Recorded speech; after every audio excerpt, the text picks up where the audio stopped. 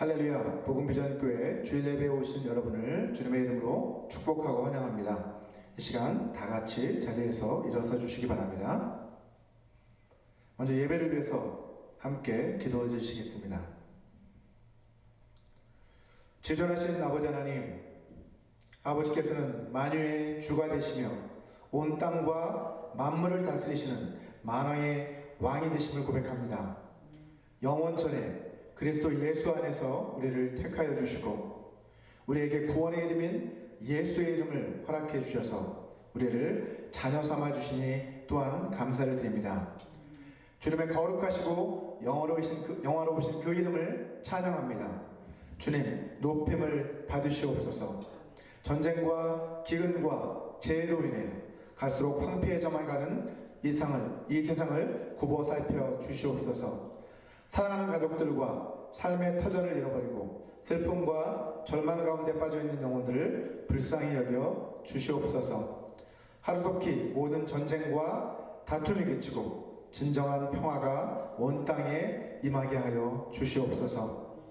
우리를 위해 베풀어 주신 주님의 그 크신 사랑과 그 은혜를 기억하고 질병으로 인해 고통당하고 있는 우리의 이웃들, 가난으로 인해 힘겨운 삶을 살아가고 있는 우리의 이웃들에게 주님의 사랑을 실천할 수 있는 삶을 날마다 살아가게 하옵소서. 이 시간 성령으로 우리 가운데 임재하여 주셔서 우리가 드리는 이 예배를 기뻐 받아 주시옵소서. 예수님의 이름으로 기도합니다. 아멘. 우리 함께 주님을 찬양하기 원합니다. 우리 찬송가 438장 내 영혼이 은총 입어 함께 찬송하겠습니다.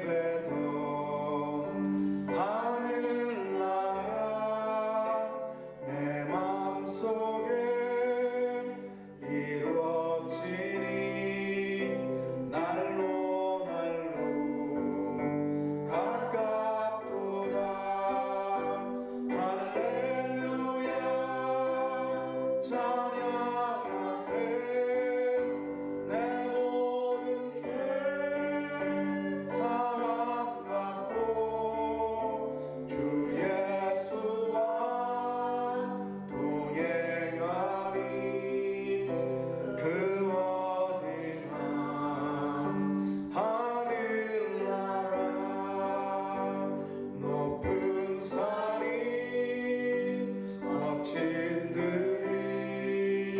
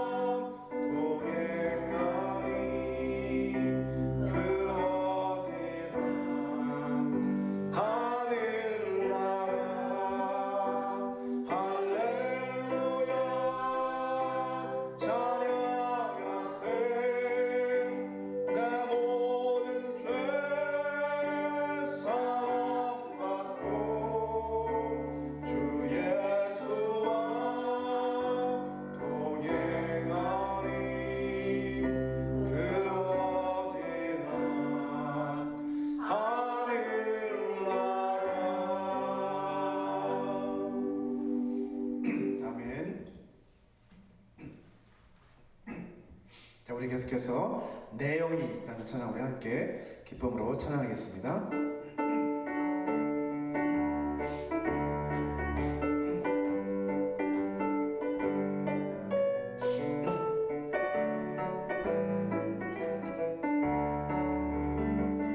내 영이 주를 찬양합니다.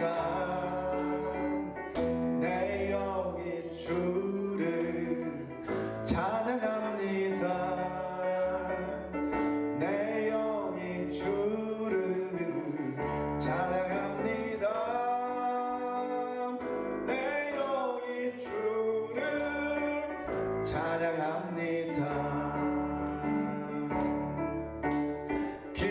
기뻐하라 나의 영혼아 감사하라 손을 들고 송축하라 주를 향해 외치라 할렐루야.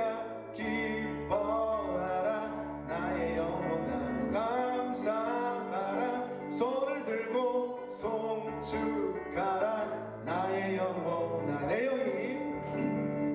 내 영이 주를 찬양합니다. 내 영이 주를 찬양합니다. 내 영이 주를 찬양합니다. 내 영이 주를 찬양합니다.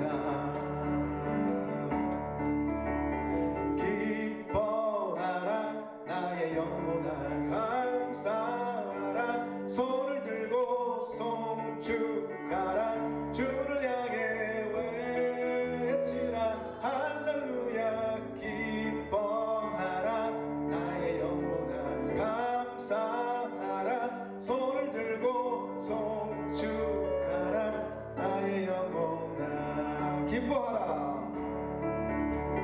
기뻐하라 나의 영혼아 감사하라 손을 들고 송축하라 주를 향해 외치라 할렐루야. 기뻐하라 나의 영혼아 감사하라 손을 들고 송축하라 나의 영혼아. 아멘. 우리 마지막으로 하나님이시여 우리 함께 믿음으로 고백하겠습니다.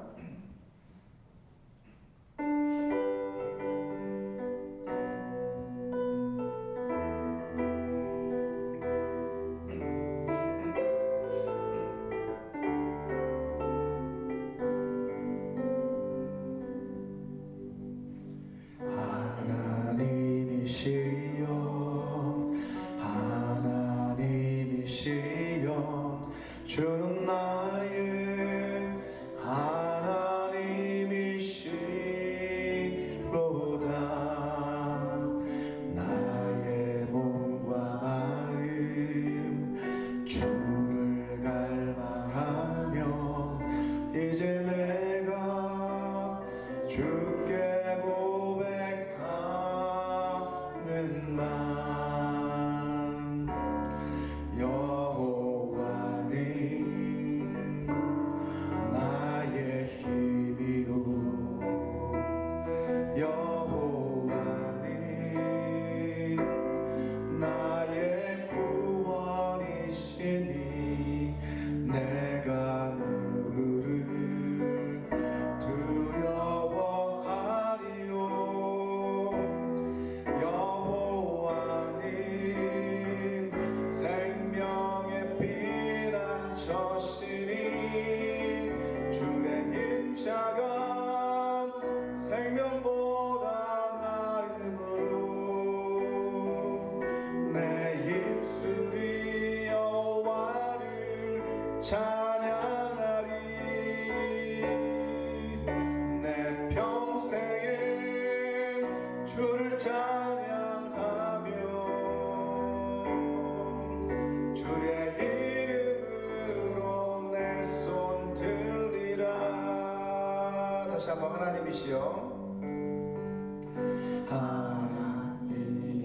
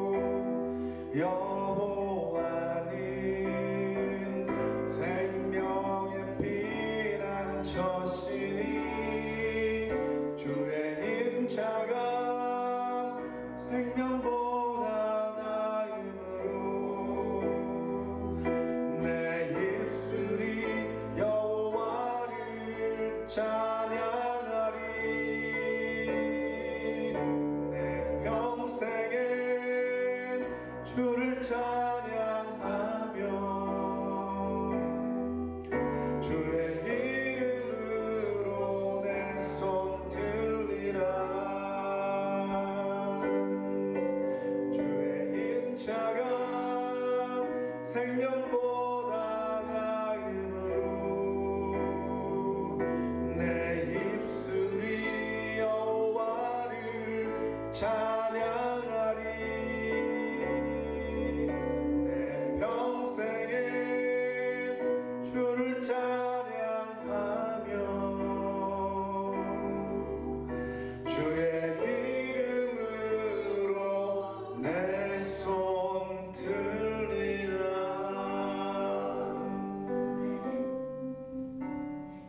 아멘. 모두 자리에 앉으시겠습니다.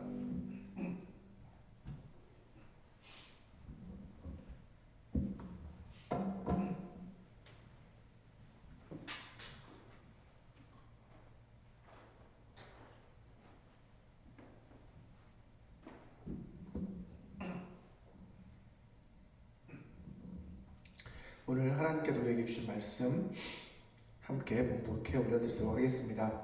오늘 주신 말씀은 마가복음 6장 1절에서 6절까지의 말씀입니다. 오늘 주신 말씀 마가복음 6장 1절에서 6절까지의 말씀을 제가 봉독해 올려드리도록 하겠습니다. 예수께서 거기를 떠나사 고향으로 가시니 제자들도 따르니라. 안식일이 되어 회당에서 가르치시니 많은 사람이 듣고 놀라 이르되 이 사람이 어디서 이런 것을 얻었느냐? 이 사람이 받은 지혜와 그 손으로 이루어진 이런 권능이 어찌됨이냐? 이 사람이 마리아의 아들 목수가 아니냐? 야고보와 요셉과 유다와 시몬의 형제가 아니냐? 그 누이들이 우리와 함께 여기 있지 아니하냐? 하고 예수를 배척한지라. 예수께서 그들에게 이르시되 선지자가 자기 고향과 자기 친척과 자기 집 외에서는 존경을 받지 못함이 없느니라 하시며, 거기서는 아무 권능도 행하실 수 없어 다만 소수의 병자에게 안수하여 고치실 뿐이었고 그들이 믿지 않음을 이상히 여기셨더라. 이에 모든 촌에 두루 다니시며 가르치시더라. 아멘. 여러분 혹시 장님 코끼리 만지기라는 표현을 혹시 들어보셨나요? 이 표현은 자신이 경험한 것만이 전부라고 생각해서 그렇게 어리석은 생각을 하는 사람들에 대해 지적하는 그러한 표현입니다. 이것은 본래 인도에서 전래되어 내려오는 한 우화에서 유래한 표현이라고 합니다. 옛날 옛적에 인도의 어느 마을에 6명의 장님들이 살았습니다. 자, 어느 날 마을 사람들이 장님들에게 오늘 마을에 코끼리가 왔다라고 말해 주었습니다. 장님들은 코끼리가 무엇인지 전혀 알지 못했습니다. 그들은 비록 눈이 멀어 볼 수는 없겠지만 우리 가서 한번 손으로 만져보기나 하자 하고 같이 갔습니다. 자, 그래서 모두 가서 한 사람씩 코끼리를 손으로 만져보았습니다. 첫 번째 장님이 코끼리의 다리를 만지고 나서 말했습니다. 여보게들, 코끼리는 기둥이라네. 자, 그 다음으로 두 번째 장님은 코끼리의 꼬리를 만지고서 오, 아닐세, 코끼리는 밧줄이라네 하고 반박을 했습니다. 세 번째 장님은 코끼리의 코를 만지고 나서 아닐세, 코끼리는 마치 커다란 뱀 같네 하고 말을 했습니다. 자, 이어서 네 번째 장님은 코끼리의 큰 귀를 만지고 나서 코끼리는 마치 커다란 부채 같은데 하고 말했습니다. 다섯 번째 장님은 코끼리의 큰 배를 만지고는 코끼리는 마치 커다란 벽 같네 라고 말을 했습니다. 자, 그리고 마지막으로 코끼리의 상아를 만진 여섯 번째 장님은 무슨 소리야? 코끼리는 마치 단단한 창과 같은데 하고 말을 했습니다. 자, 그들은 그때부터 서로 자기가 옳다며 코끼리에 관해서 논쟁을 벌이기 시작했습니다. 그들은 점점 더 흥분하면서 서로에게 화를 내기 시작했습니다. 그때 마침 한 현자가 그곳을 지나가다가 이 광경을 목격을 하게 되었습니다. 그는 그 걸음을 멈추고 그들에게 물었습니다. 무슨 일입니까? 라고 물었죠. 그 장님들은 코끼리가 어떻게 생겼는지에 대해서 서로 의견이 맞지 않아 지금 싸우고 있다라고 그렇게 대답을 했습니다. 그 현자는 그들에게 이렇게 말합니다. 여러분 모두가 다 맞습니다. 옳습니다. 라고 그렇게 말을 해주고 나서 그들이 커다란 코끼리의 서로 다른 부분을 제각기 만졌기 때문에 지금 서로 다르게 말하는 것이라고 그렇게 이야기를 해주었습니다. 자, 그 현장은 코끼리는 그들이 말한 특징들을 모두 다 가지고 있고 또 그렇게 큰 동물이라고 친절하게 설명을 해주었습니다. 자, 이 말을 듣고 그제서야 장님들은 싸움을 그쳤다고 합니다. 자, 이 우화에서 코끼리 만지기라는 그런 표현이 유래를 했다고 하는데요. 오늘 본문에는 마치 장님들과 코끼리 이 우화에 나오는 사람들과 같은 그런 사람들이 오늘 본문에 등장을 하고 있습니다. 오늘 말씀을 통해서 우리가 가지고 있는 잘못된 편견들이 우리의 신앙 성장을 어떻게 가로막고 있는지, 그리고 그러한 편견들을 어떻게 하면 우리가 극복할 수 있는지에 대해서 여러분과 함께 고민해 보려고 합니다.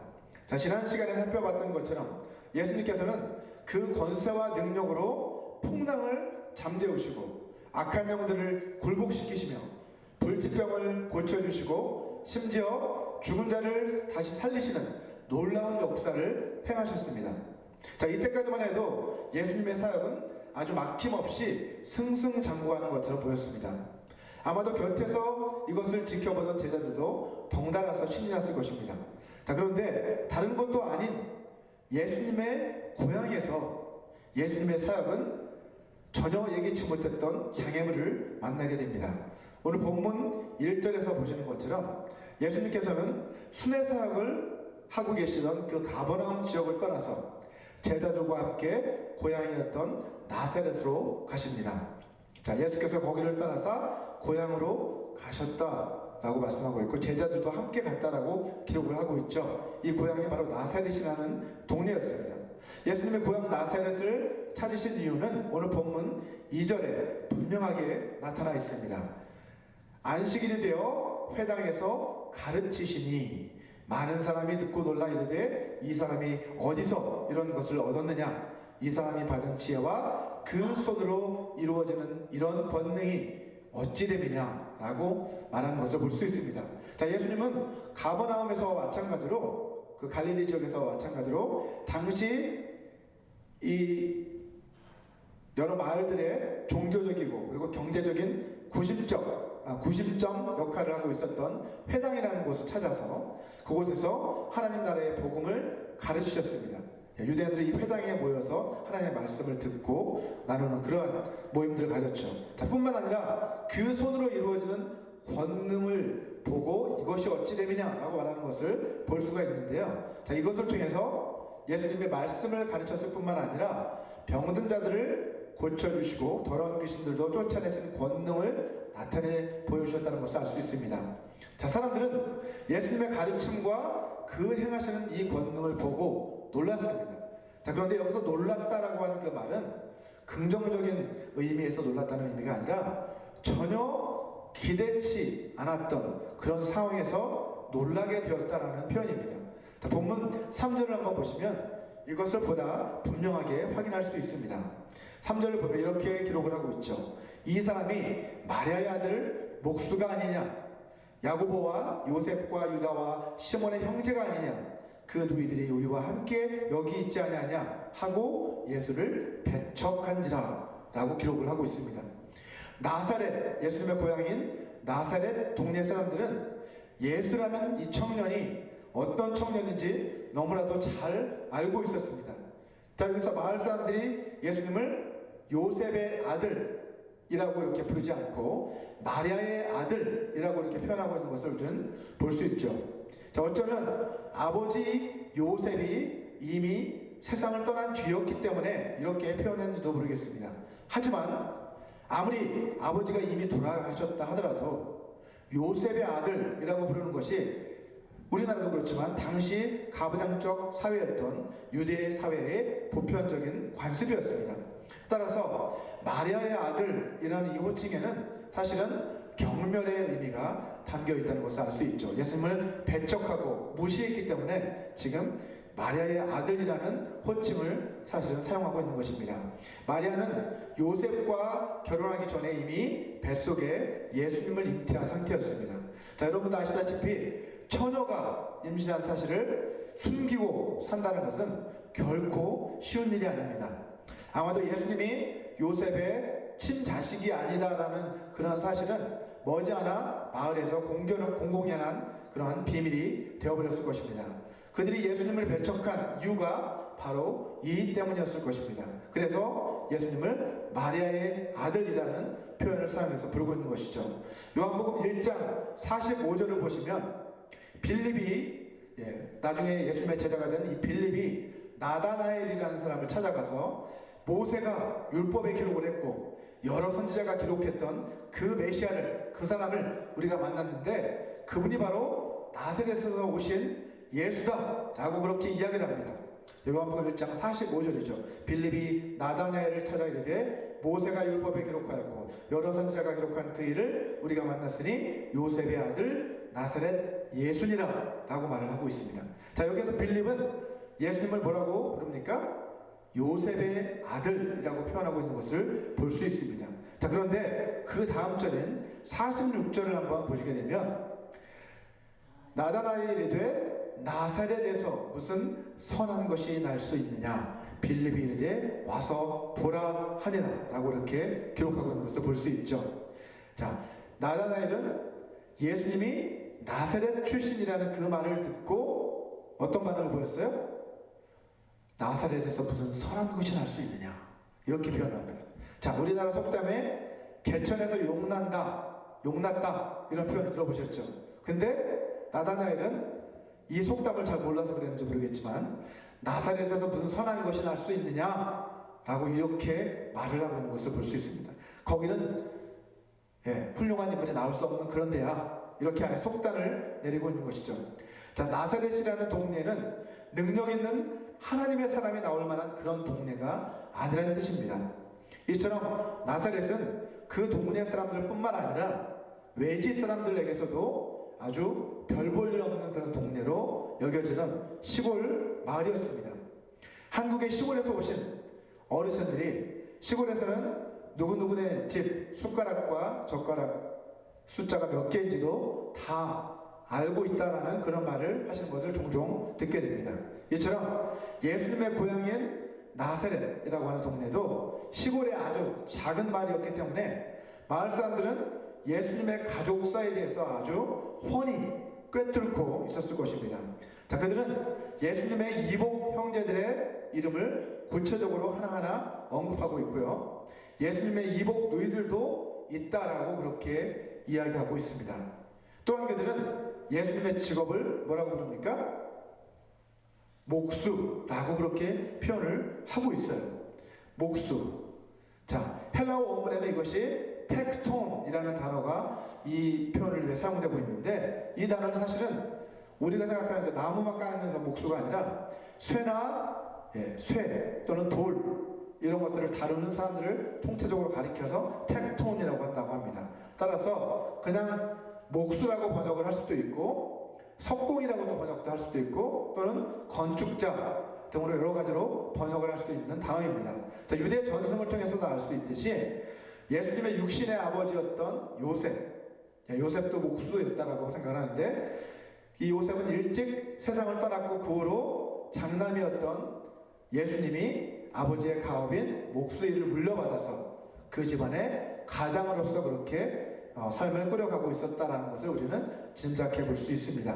적어도 예수님의 고향 사람들이 보기에 예수님은 전혀 특별하지 않은 그냥 평범한 목수에 불과했습니다.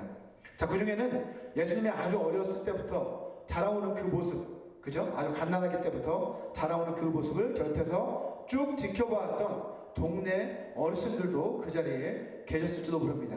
자, 그들은 예수라는 이 청년이 어떤 사람인지 너무나도 잘 알고 있었기 때문에 예수님의 가르침과 예수님이 지금 행하시고 계신 그 기적을 보고도 그것을 인정할 수가 없었던 것이죠. 여러분, 참 재밌는 사실은 예수님을 직접 눈으로 보지 못한 우리는요, 예수님이 하나님의 아들이시다라는 것은 어떻게 보면 잘 믿을 수 있어요. 근데 예수님이 참 사람이시다라는 사실을 받아들이기가 힘들어하는 그런 모습들을 종종 보게 됩니다. 반면에 예수님의 고향 사람들은 인간 예수님을 너무나도 속속들이 잘 알고 있기 때문에 예수님이 참 하나님이시라는 사실을 받아들이지 못하고 있는 것을 볼 수 있죠. 예. 사람이라는 것은 이미 알고 있지만 참 하나님이시다라는 그 사실을 전혀 받아들이지 못하고 있습니다. 자, 우리는 예수님은 참 하나님이시며 동시에 참 사람이시다라는 그것을 우리는 믿어야 합니다. 이것은 2000년이 넘는 기독교 역사를 통해서 변함없이 신앙으로 고백되어 온 그러한 우리의 신앙의 고백입니다. 자, 예수님의 고향 사람들은 마치 코끼리를 만지는 장님들처럼 자신들이 경험하고 보아온 그 예수님만이 전부라고 그렇게 생각하고 판단을 했습니다. 그들은 예수님에 대한 삐뚤어진 시각을 가지고 있었습니다. 이것을 다른 말로 뭐라고 그래요? 삐뚤어진 시각을 편견이라고 부르죠. 그들은 예수님의 권위 있는 그 가르침과 놀라운 그 권능들을 직접 경험을 하고도 자신들의 편견에 사로잡힌 나머지 예수님이 정말로 어떤 분이신지, 정말 예수님이 하나님의 아들이시고 메시아이시고 구원자이심을 올바로 알아보지를 못했습니다. 시골에서 목수일이나 하던 평범한 청년이, 여러분, 가버나움이라는 대도시죠. 그 당시에는 가버나움은 대도시였는데 이 시골 청년이, 나사렛 시골 청년이 가버나움이라는 대도시로 가서 성공을 했습니다. 제자들을 거느리는 랍비가 됐어요. 그리고 수많은 무리가 따라다니는 아주 유명 인사, 팬들이 막 따라다니는 그런 유명 인사가 돼서 사실은 고향에 왔으면 금이 환영한 거잖아요. 그죠? 근데 한국 시골에서처럼 막 현수막을 내걸고 대환영 막 이렇게 해주지는 못할 망정 어떻게 했어요? 이 사람들은, 나사렛 마을 사람들은 한낱 목수가 어떻게 이런 일을 행하느냐 놀라면서 오히려 예수님을 배척했다라고 성경은 기록을 하고 있습니다. 누가복음 4장을 보시면 나사렛 마을 사람들이 예수님을 얼마나 경멸하고 배척했는지를 확실하게 확인할 수 있습니다. 누가복음 4장 28절에서 30절까지의 말씀을 한번 보시면 예수님이 이 나사렛을 방문했을 때 마지막에 그들이 어떤 일을 벌였는지를 기록하고 있습니다. 자, 회당에 있는 자들이 이것을 듣고 다 크게 화가 나서, 아주 크게 화가 나서 일어나 동네 밖으로 예수님을 쫓아내어 그 동네가 건설된 산 낭떠러지까지 끌고 가서 밀쳐 떨어뜨리고자 하되 예수께서 그들 가운데로 지나서 가시니라 라고 기록합니다. 이게 누구예요? 바로 나사렛 고향 사람들이 예수님을 산 낭떠러지까지 끌고 가서 밀쳐서 그들에 떨어뜨려 죽이려고 하는 사건을 기록하고 있는 것을 볼 수 있습니다. 예수님은 그들 가운데로 지나서 그렇게 피신을 하셨죠. 자, 마을 사람들이 얼마나 화가 났으면 예수님을 산 낭떠러지까지 끌고 가서 그곳으로 밀쳐 떨어뜨려 죽이려고까지 했겠습니까, 여러분? 이처럼 나사렛 사람들은 예수님이 너무나 싫었습니다.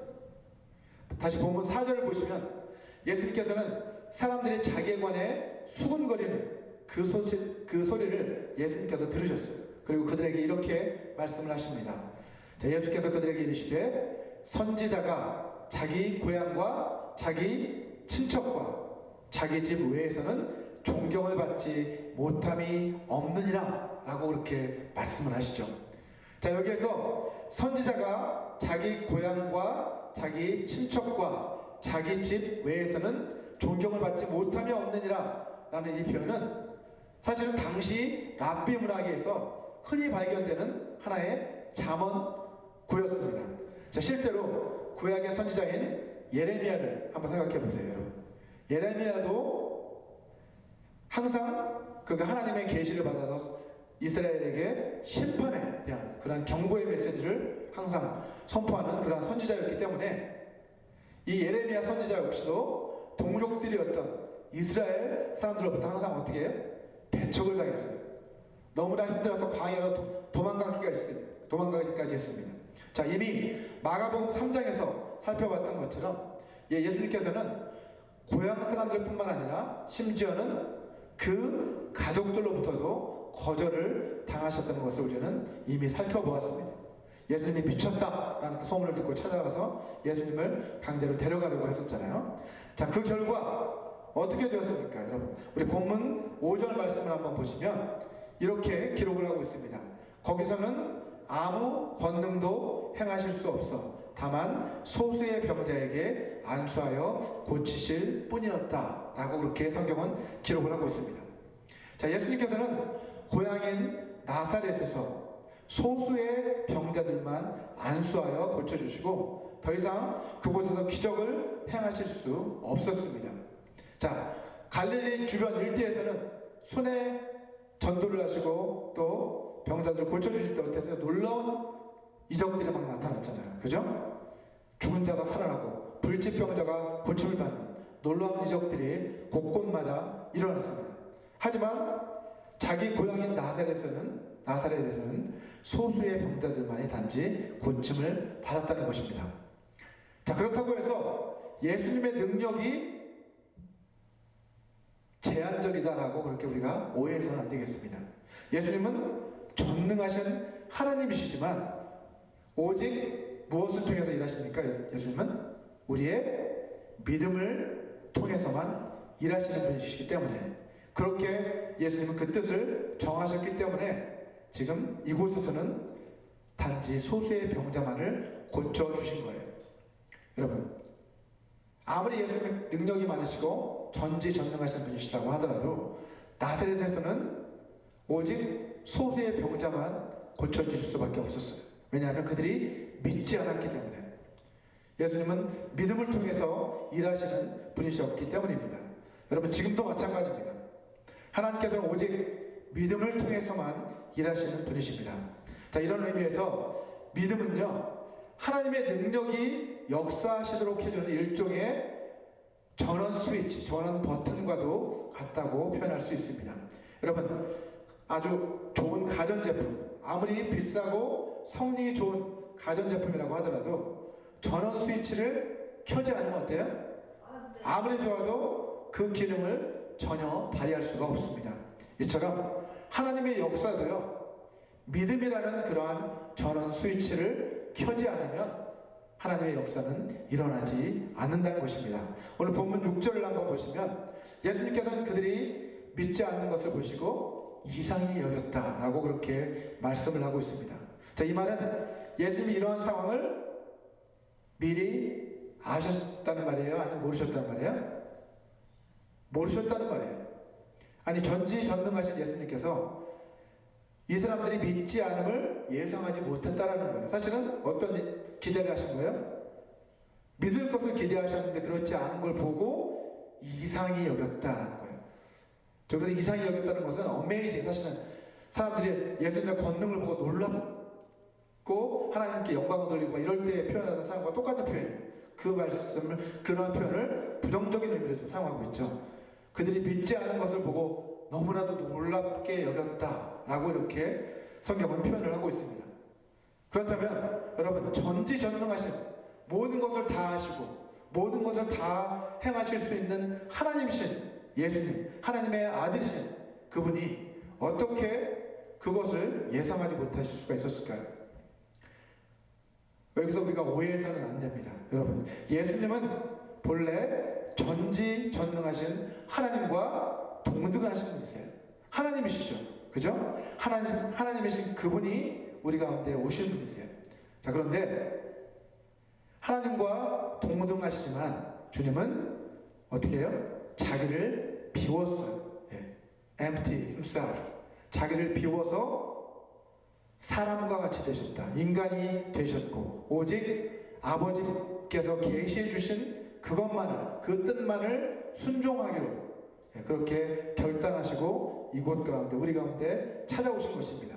빌립보서 2장 6절에서 8절이 그것을 말씀해 주고 있습니다. 같이 한번 읽어볼까요? 우리 빌립보서 2장 6절에서 8절 시작. 그는 근본 하나님의 본체시나 하나님과 동등됨을 취할 것으로 여기지 아니하시고 오히려 자기를 비워 종의 형체를 가지사 사람들과 같이 되셨고 사람의 모양으로 나타나사 자기를 낮추시고 죽기까지 복종하셨으니 곧 십자가에 죽으심이라. 아멘.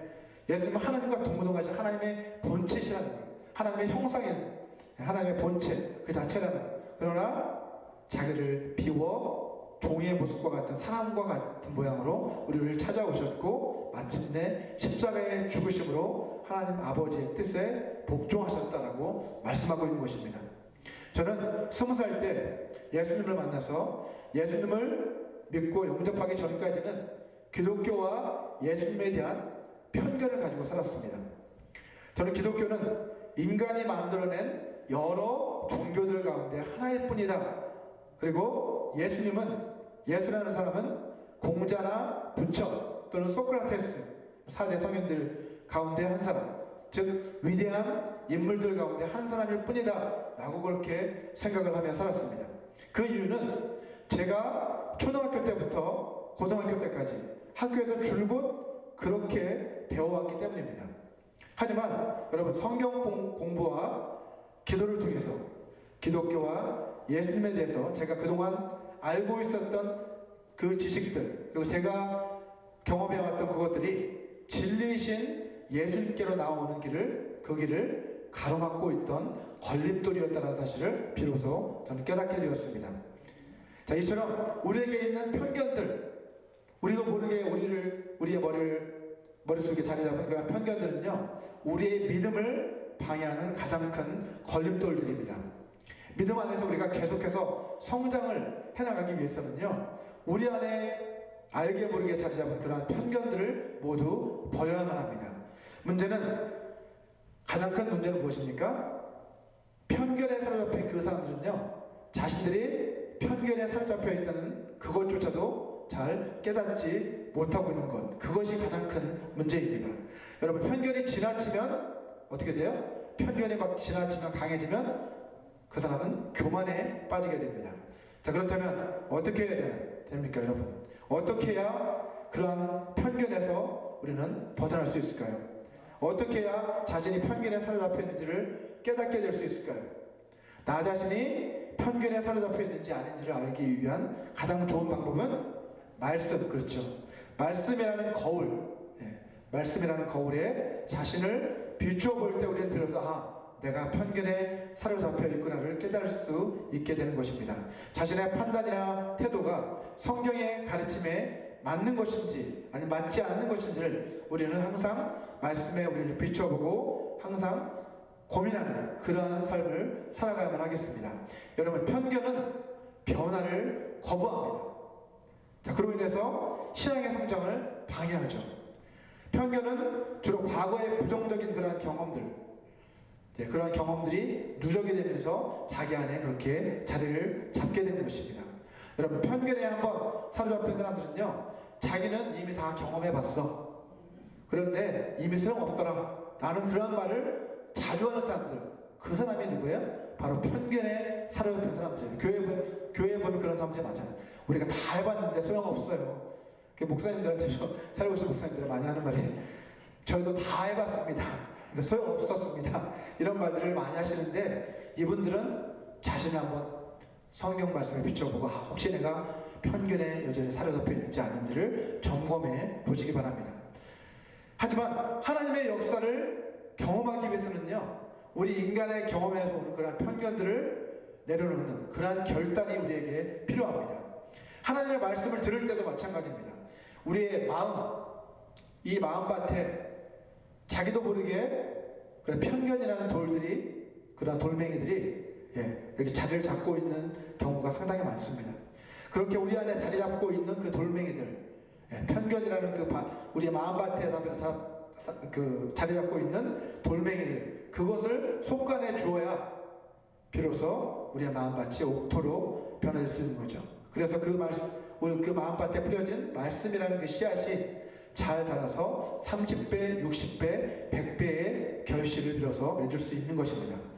자기 자신을 늘 하나님의 말씀이라는 그 거울에 비춰보고 자기 안에 있는 잘못된 편견들이 무엇인지를 분별해서 하나씩 뽑아서 내버리는 그런 결단을 하는 사람들, 그러한 사람들만이 참된 옥토, 좀 좋은 마음의 밭을 갖게 되고 비로소 하나님의 그러한 좋은 열매들을 맺을 수 있게 된다는 것입니다. 자, 여러분 모두가 날마다 말씀 앞에 자신을 비추어 봄으로써 이러한 편견들을 다 내려놓고 겸손하게 하나님의 말씀에 순종할 수 있는 그런 삶을 날마다 살아가게 되시기를 주님의 이름으로 축원합니다. 우리 이 시간 오늘 들은 이 말씀을 생각하시면서 잠시 눈을 감고 함께 기도하는 시간을 좀 갖기 원합니다. 우리 기도하실 때 기도와 말씀을 통해서 우리에게 영적인 분별력을 허락해달라고 우리 같이 기도했으면 좋겠어요. 그래서 모든 편견, 우리 안에 우리 마음에 자리 잡고 있는 그러한 편견을 다 내려놓고 뽑아버리고 믿음의 열매를 날마다 거두는 그러한 삶을 살아갈 수 있게 도와달라고 우리 다같이 하나님 앞에 간절히 기도하겠습니다. 하나님 아버지 하나님 도와주시옵소서. 예수님의 고향 나사렛 사람들처럼 하나님 편견에 서지 않고 예수님의 인간적인 모습을 기억하고 아버지 쉽게 속단하며 예수님을 오히려 배척했던 그들처럼 저희들도 하나님의 역사를 편견 때문에 아버지 경험하지 못하는 어리석은 자들이 되지 않게 도와주시옵소서. 아버지 하나님 우리 안에 알게 모르게 자리 잡은 그런 편견의 동네에 다 속가는 아버지 우리가 좀 마음의 목도로 하나될 수 있도록 주여 도와주시옵소서. 사는 나라의 30배, 60배, 100배의 결실을 맺을 수 있는 그러한 나라의 본도로 될 수 있도록 축복하여 주시옵소서. 저희를 변화시켜 주시기 원합니다. 깨워주시옵소서. 성령을 깨워주시옵소서. 말씀으로 깨워주시옵소서. 주님을 닮게 원합니다. 하나님 아버지의 마음에 밭을 정결케 해주시고 아버지 하나님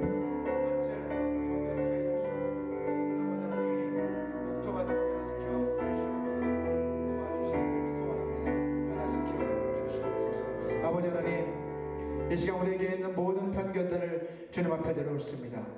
기도와 말씀을 통해서 우리에게 영적인 분별력을 허락해 주셔서 모든 편견들을 내려놓고 날마다 믿음의 열매를 거두는 복된 삶을 살아갈 수 있게 도와 주시옵소서. 지난 한 주간도 우리를 지켜주시고 우리 삶의 모든 필요를 공급해 주신 주님의 그 은혜에 감사해서 이 시간 이 물들을 주님 앞에 드립니다. 기뻐 받아 주시옵소서. 주님 나라의 영광을 위해 사용하여 주시옵소서. 예수님의 이름으로 기도합니다. 아멘. 우리 시간 다 같이 자리에서 일어나셔서 마지막 결단의 찬양 다시 복음으로 함께 부르시고 축도로서 예배를 마치도록 하겠습니다.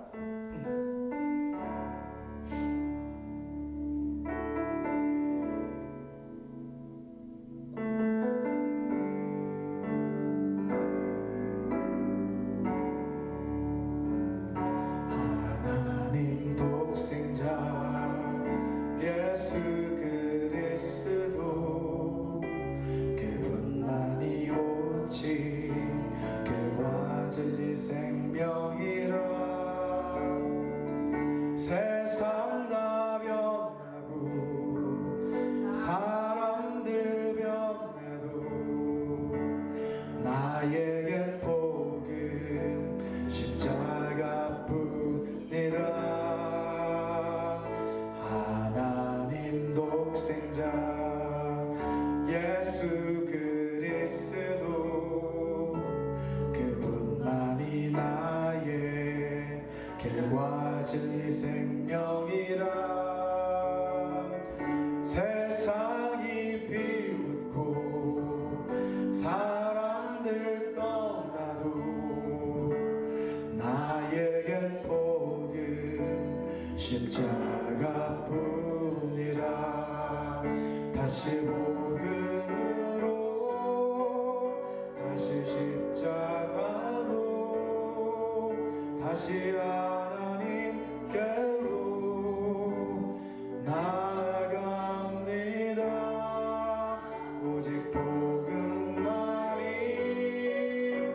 오직 십자가만이 오직 하나님만이 나의 전부입니다. 다시 복음으로 다시 십자가로 다시 하나님께로 나아갑니다. 오직 복음만이 오직 십자가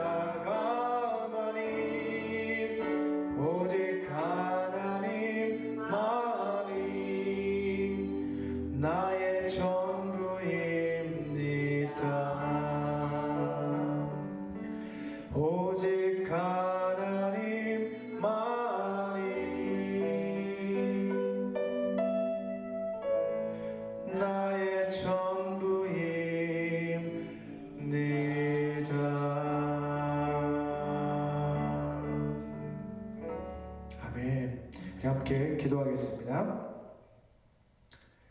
지금은 주 예수 그리스도의 은혜와 하나님의 사랑과 성령 하나님의 교통하심이 기도와 말씀을 통해 하나님이 베풀어 주시는 영적 분별력을 가지고 모든 편견을 내려놓고 날마다 믿음의 열매들을 거두는 삶을 살아가기로 결단하는 모든 사람들에게 영원히 함께 하시기를 간절히 축원하옵나이다.